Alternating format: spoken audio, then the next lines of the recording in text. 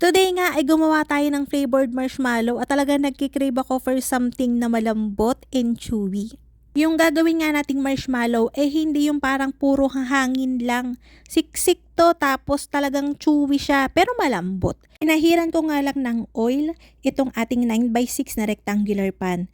Dapat talagang lahat ng surface ay may pahid. Tapos sasapinan ko yan ng parchment paper and papahiran ulit natin yan ng oil sa ibabaw. Sobrang madikit kasi talaga ang marshmallow.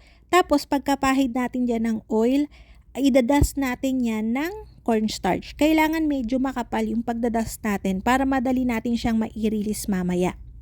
Pwede nyo nga gawa ng iba't ibang shape and sizes itong marshmallow recipe na to. Kaya kung ayaw nyo dito sa rectangular pan, pwede to sa mga silicone mold. Pero ganito din, magdadust din kayo ng cornstarch. Gagamitan ko nga to ng stand mixer para hindi tayo mangalay. Meron ako dyang 2.5 tablespoon, 2 plus 1/2 tablespoon ng gelatin powder.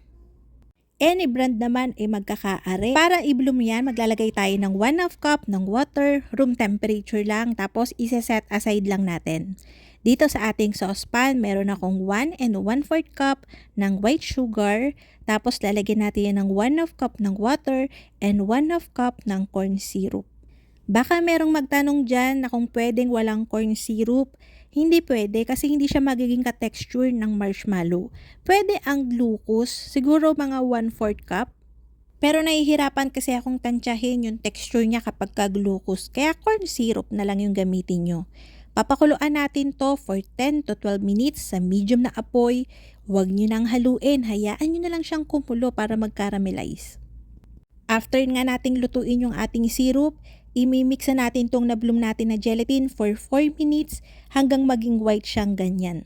Tapos unti-unti nating ibubuhos, dahan-dahan lang yung ating sugar syrup. Kaya nga sa stand mixer ko to mini-mix kasi sobrang matagal talaga siyang i-mix.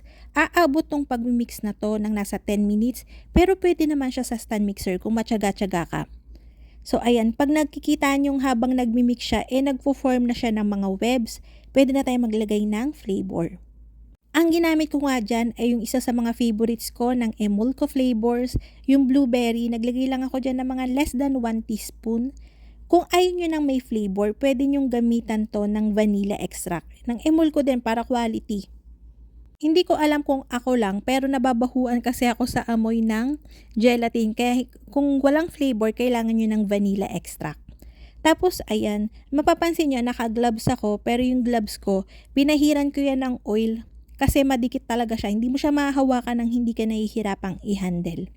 Tapos ayan, pati yung spatula ko na yan para hindi siya magdikit masyado, ay pinahiran ko rin ng oil. Tapos ipa-flat na natin yan. Ang sarap-sarap nga nitong hawakan, basta may oil yung kamay nyo Alam niyo yung slime? Parang ganun yung texture niya kapag hindi pa siya nagseset. Parang ang sarap lamot-lamotakin. Kapag kontento na nga tayo sa pagpa-flat sa kanya, i-rest ko lang to sa room temperature. Pwedeng 4 to 5 hours. Pwede natin din tong ilagay sa chiller for 2 to 3 hours para mas mabilis. So, ayan yung ating marshmallow. Ang cute nga, parang ang gusto ko nang lamutak-lamutaking kagad. Para nga sa iba pang flavors, pwede kayong pumili sa mga Emulco flavors natin na napakadami, hindi kayo mauubusan. Once na nagset na yung ating marshmallow, mag-dust kayo ng cornstarch. Purong cornstarch lang, wag nyo nga haluan ng powdered sugar kasi lulusaw yun. Hindi naman yan lalasa dun sa ating marshmallow kasi manipis lang naman. Once na nadikitan niya ng manipis na cornstarch, hindi na yung magdidikit-dikit forever. Kaya kung ayaw nyo may nagdidikit-dikit sa inyo, pahitan nyo ng cornstarch. Charot lang. So, ayan na yung ating marshmallow. Pwede na natin itong i-slice kung anong gusto nyong size. Pwede yung maliliit, pwede yung malalaki. Kaya hindi dumidikit yan dun sa kutsilyo natin kasi yung kutsilyo natin, pinapahiran ko rin yun ng oil from time to time. Kasi malagkit talaga yan.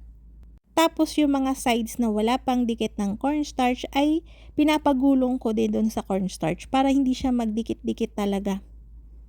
Matagal ang shelf life nito. Pwede nyo tong ilagay sa container, hindi to basta-basta nasisira. From this recipe, pwede kayong gumawa ng nougat. Pwede itong recipe na to, pwede nyo rin tong lagyan ng mga iba't ibang dried na fruits o kaya kunyari cranberries o kaya yung juju berries. Na-try ko na yun. Basta dried para hindi siya makasira doon sa shelf life natin. Pwede rin to sa paggawa ng nougat o kaya fondant. Basta madami. So, ayun na nga mga kalutong tinapay. Sana'y nagustuhan niyo yung ating video for today. Magkita-kita tayong muli. Ito pong muli ang Lutong Tinapay. Bye!